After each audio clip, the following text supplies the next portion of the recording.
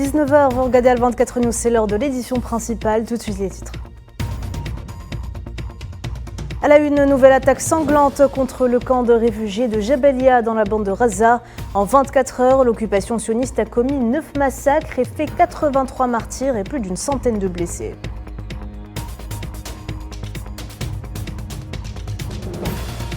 Épuisés, les habitants de Gaza tentent tant bien que mal de secourir à main nue leurs proches sous les décombres.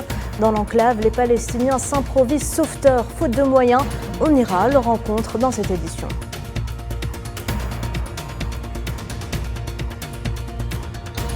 Le Merzen tremble sous le poids de la pression exercée par les manifestations anti-normalisation.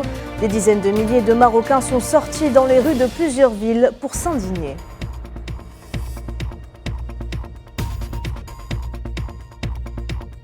Et enfin, l'Algérie ouvre la voie à de grandes avancées dans le domaine agricole. Des méga-projets voient le jour dans l'objectif de renforcer la résilience du secteur, mais aussi de contribuer à la sécurité alimentaire du pays.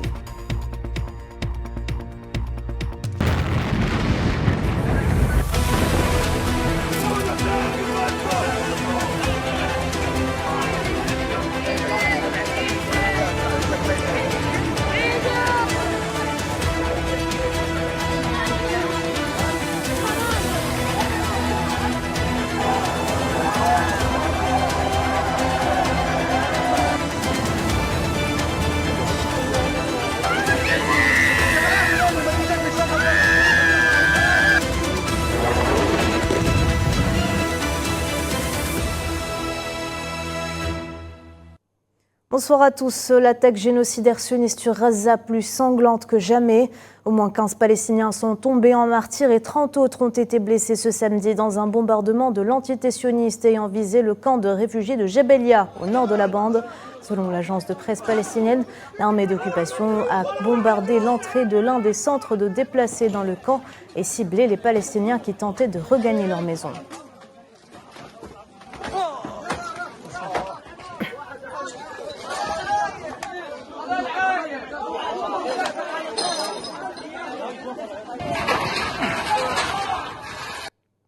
Et cela fait maintenant 225 jours que le cauchemar continue. Le sud de la bande de Gaza a été lourdement bombardé ce samedi par l'aviation sioniste. La ville de Rafah recense des dizaines de martyrs et de blessés, dont une majorité sont des femmes et des enfants après une attaque aérienne près d'un hôpital à l'ouest de la ville. 2 autres Palestiniens ont été assassinés dans un autre bombardement ayant visé une maison au centre de Rafah.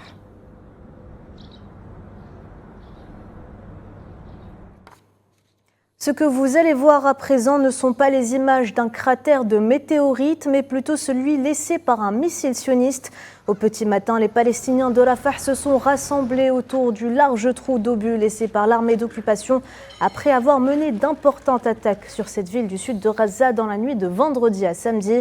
Les habitants effrayés restent bouche bée devant ce paysage de destruction.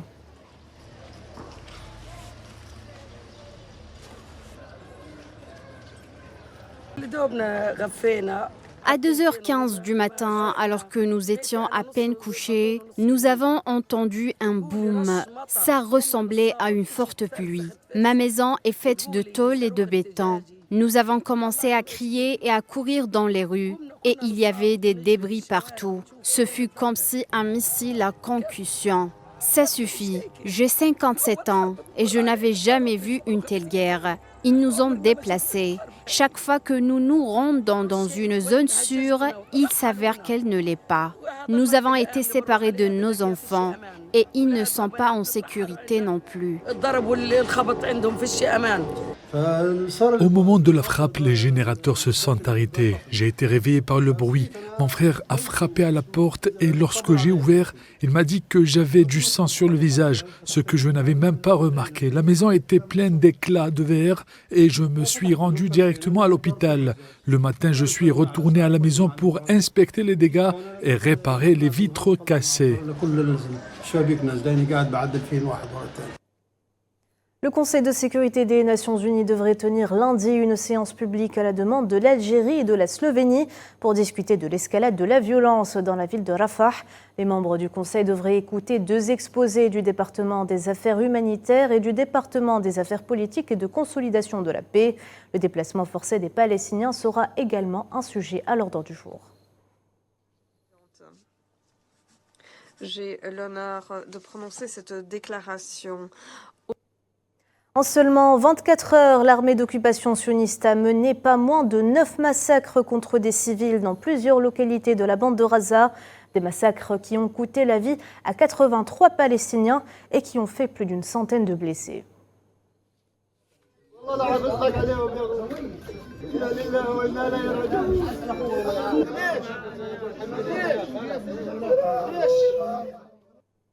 Le bilan de l'agression génocidaire sioniste contre la bande de Gaza s'est alourdi ce samedi à 35 386 morts, dont une majorité de femmes et d'enfants, et plus de 79 000 blessés depuis le 7 octobre dernier.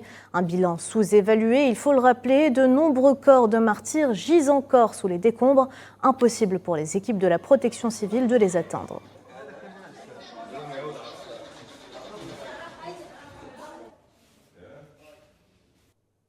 Plus d'1 millier de corps de martyrs ont été déterrés et volés par les forces d'occupation dans les cimetières de l'enclave. Selon le ministère palestinien des Affaires religieuses, l'entité sioniste a ciblé une 60aine de cimetières, ajoutant que la plupart des corps volés appartiennent à des martyrs qui ont été brutalement assassinés et maltraités par l'occupation. Et au nord de Gaza, l'hôpital Kamal Adwan est saturé. Depuis hier soir, les blessés affluent suite au bombardement sioniste sur le camp de réfugiés de Jabalia. Le directeur de l'hôpital déplore le manque de moyens et lance un appel aux aides d'urgence à la communauté internationale.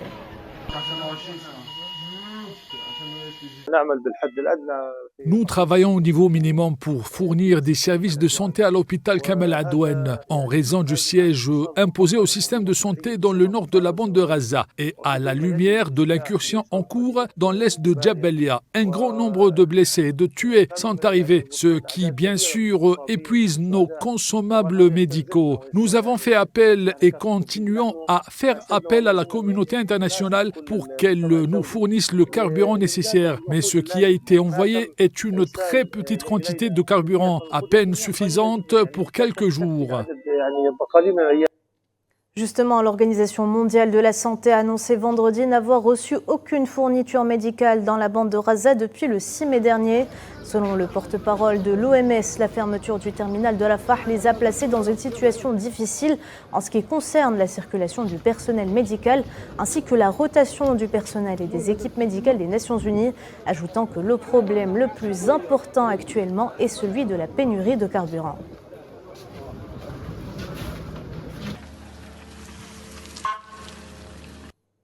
Et dans le quartier de Zeytoun, au sud de la ville de Gaza, les habitants épuisent leurs efforts pour secourir à main nue leurs proches coincés sous les décombres.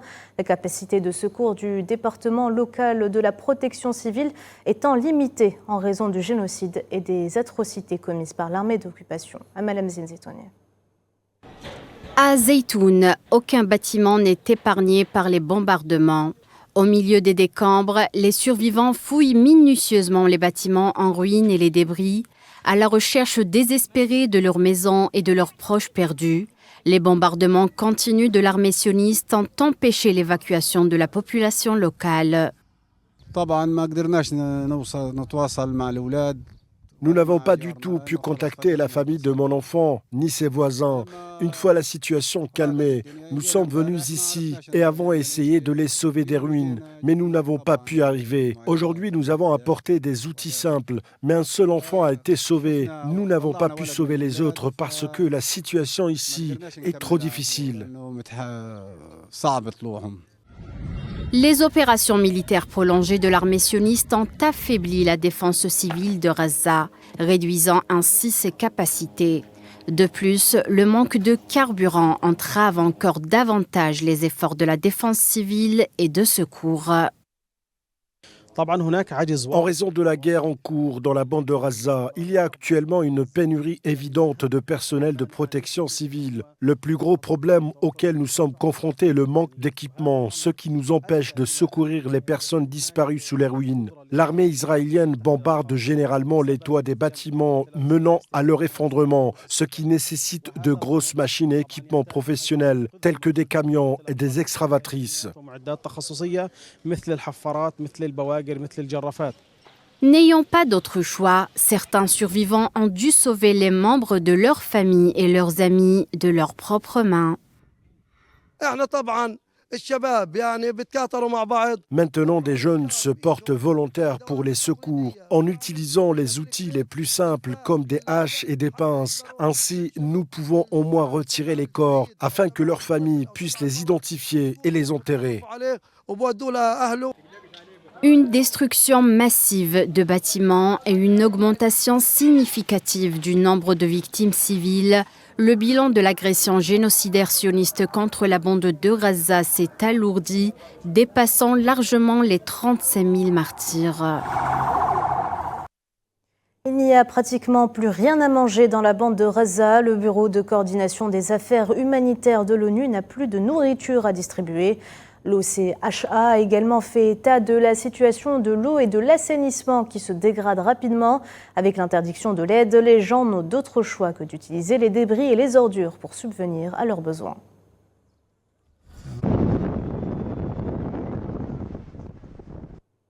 Entassés dans des écoles en ruine et traumatisés par ce qu'ils ont vécu, les Palestiniens qui se sont enfuis du sud de Gaza vers le nord, dans l'espoir d'y être plus en sécurité, vivent constamment dans la peur, hantés par les cauchemars des bombardements sionistes.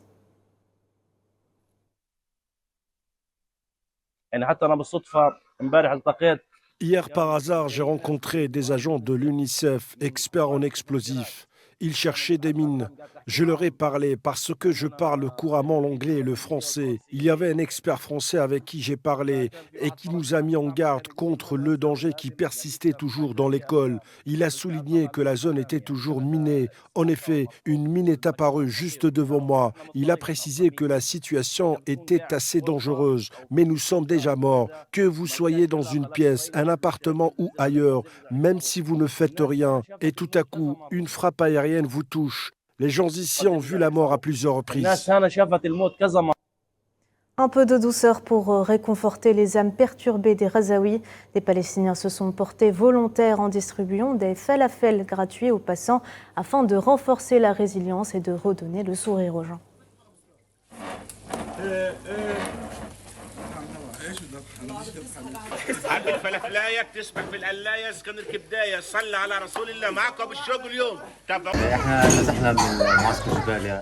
Nous avons été déplacés du camp de réfugiés de Jabalia suite aux attaques qui ont eu lieu. Nous sommes venus aujourd'hui à Sheikh al-Adwan où nous avons trouvé cette belle initiative des habitants du quartier. Ils cuisinent des falafels et les distribuent gratuitement aux gens. Nous avons voulu contribuer en fournissant des pois chiches. Que Dieu les bénisse. Nous vivons dans des circonstances difficiles et nous sommes déplacés. Nos frères de Jabalia du quartier d'Azaïtoun et de Sabra ont été déplacés dans notre quartier. Nous nous sommes donc portés volontaires pour faire quelque chose pour l'amour de Dieu, pour renforcer la résilience et pour donner le sourire aux gens. Un membre de la résistance palestinienne a été assassiné ce samedi par les forces d'occupation à Jenin, dans le nord de la Cisjordanie occupée. Islam Khamaïssa a été ciblé dans sa maison par un missile sioniste. 5 autres membres de sa famille ont été grièvement blessés.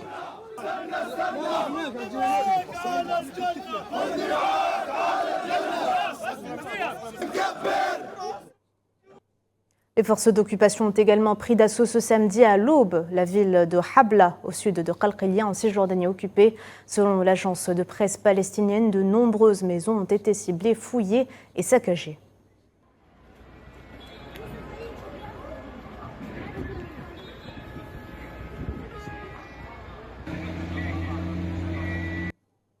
Les citoyens du monde entier de plus en plus solidaires avec la cause palestinienne. Ce samedi, plus de 2000 manifestants se sont rassemblés à Berlin, en Allemagne, pour commémorer la Nakba et dénoncer les bombardements sionistes sur la bande de Gaza.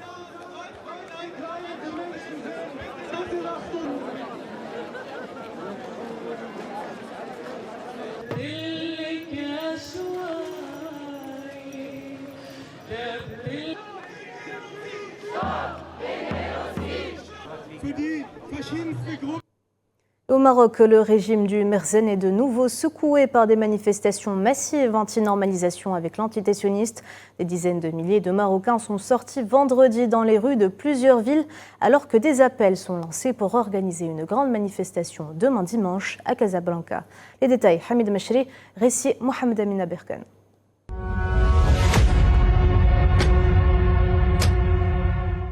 Ceci n'est pas une bande-annonce pour promouvoir la sortie d'un nouveau film, mais un appel à la mobilisation générale contre la normalisation avec l'entité sioniste devenue virale sur les réseaux sociaux au Maroc. L'instance marocaine de soutien aux causes de la Oumma a appelé les Marocains à sortir massivement demain dès 17h dans les rues de la ville de Casablanca pour organiser la plus grande manifestation que le Maroc n'ait jamais connue depuis le début des marches dénonçant l'agression sioniste contre Gaza. Soutenir la résistance palestinienne et s'opposer à la trahison de la normalisation de Rabat avec l'entité sioniste figure parmi les mots d'ordre de cet appel à manifester. L'appel vient également en réponse à l'appel de soutien des peuples arabes lancé par Abu Obeida, porte-parole des brigades Al-Qassam du Hamas, qui a promis de poursuivre la résistance contre l'occupant sioniste.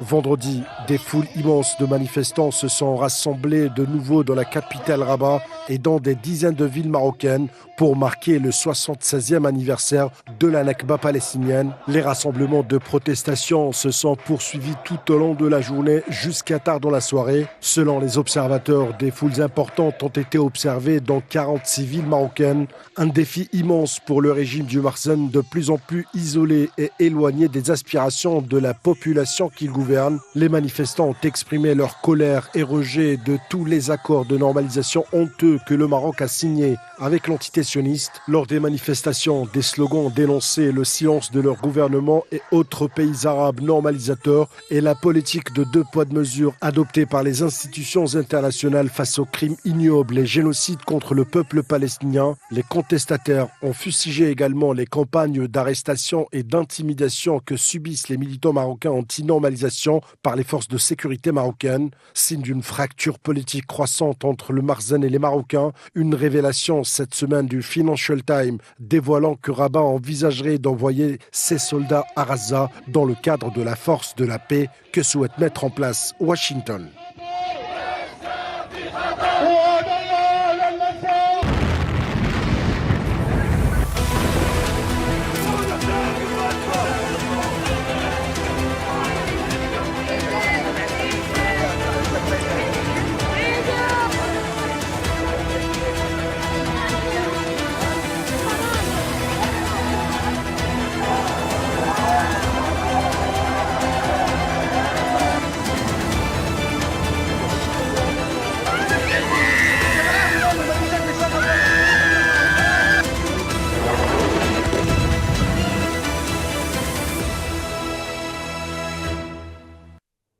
Les attaques sionistes persistent dans le sud Liban. Au milieu des débris, les Libanais se réunissent pour assister aux funérailles de leurs proches et tenter de faire leur deuil.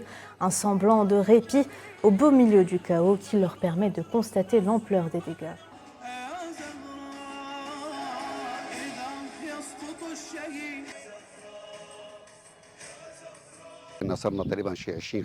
Nous avons été privés de nos terres pendant plus de 25 ans. Après la libération, nous voulions reconstruire et nous installer afin d'avoir un endroit où nous pourrions nous sentir chez nous et où nous pourrions apprécier de vivre. La maison représentait beaucoup après une longue période de privation. Aujourd'hui, nous sommes venus participer aux funérailles du 12e martyr de Mess el-Jabel. Tout au long de son histoire, Mess el-Jabel a toujours offert des martyrs et même cette destruction ne nous affecte pas. Nous offrirons toujours des martyrs et nous reconstruirons à nouveau. Notre pays deviendra meilleur qu'il ne l'était. Rien ne nous fait peur. Allez, on passe au reste de l'actualité. Les performances remarquables de l'Algérie dans le domaine agricole sont le fruit d'une politique ambitieuse et de programmes adaptés mis en place par le gouvernement. Et pour optimiser les rendements, des efforts soutenus sont déployés pour soutenir les agriculteurs à travers des actions concertées qui permettent de renforcer la résilience du secteur agricole, mais aussi de contribuer à la sécurité alimentaire du pays. Mohamedou Ali Ben Chamad.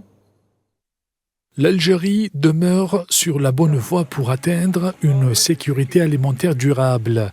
Les performances remarquables de son secteur agricole, soutenues par des politiques et des initiatives bien pensées, montrent que le pays est capable de relever ce défi.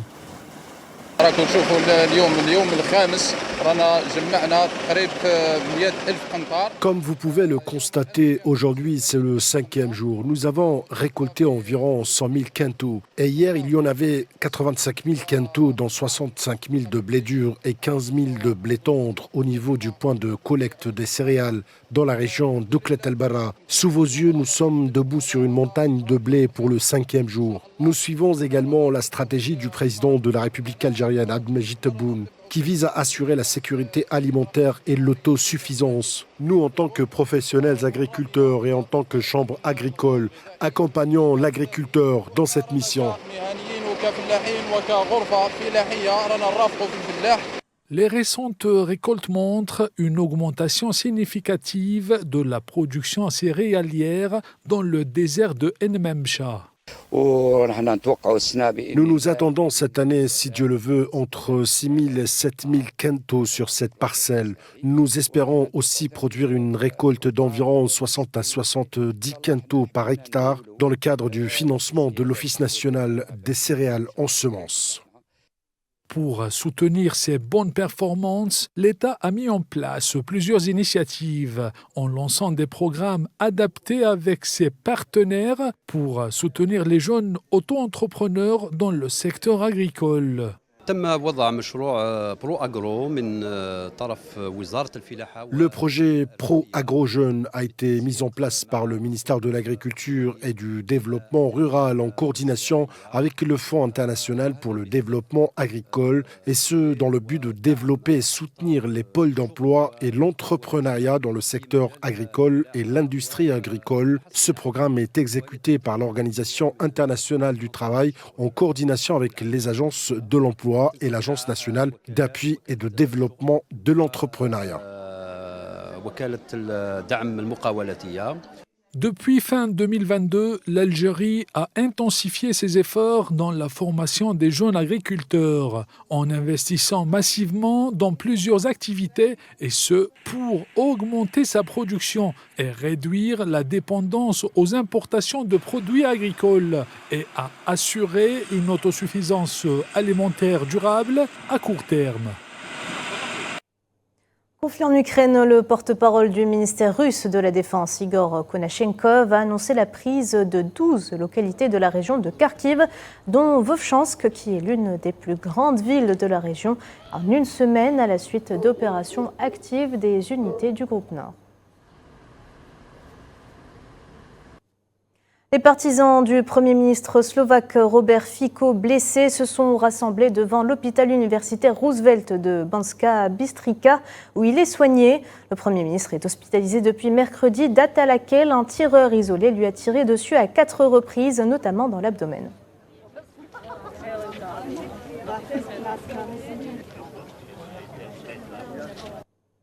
Et justement, l'état de santé du Premier ministre slovaque après l'attaque se rapprocherait d'un pronostic positif, selon Robert Kalinek, vice-premier ministre de la Slovaquie. Nous nous rapprochons d'un pronostic positif sur son état de santé. Je ne suis pas médecin et je me contente de répondre à tout ce qu'ils m'ont dit.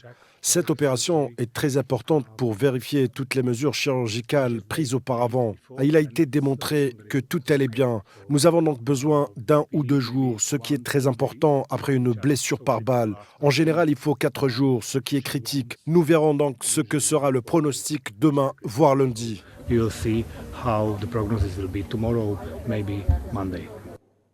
Les violences se poursuivent. Un homme a été tué ce samedi en Nouvelle-Calédonie dans un échange de coups de feu sur un barrage, ce qui porte à 6 le nombre de morts depuis le début des émeutes dans ce territoire, loin d'un retour à l'apaisement selon la maire de sa capitale Nouméa. De retour dans la course au présidentiel, l'ex-président américain Donald Trump décide de faire campagne au Minnesota, un État traditionnellement démocrate qu'il se vante de pouvoir mener à bien en novembre. But I want to just start off by saying hello, Minnesota. This is a great state. We're going to win this state. This November, the people of Minnesota. En novembre prochain, les habitants du Minnesota vont dire à Joe Biden l'apprenti, vous êtes viré, sortez d'ici, sortez, vous avez fait un très mauvais travail. Ils ont armé Biden, ils l'ont armé avec un arsenal juridique, ils appellent cela une guerre juridique. Et j'appellerai cela tout simplement une guerre, parce que nous devons combattre ces gens avec force. Voilà, c'est la fin de ce journal. Merci de l'avoir suivi. L'actu continue sur Al 24 News. Au revoir.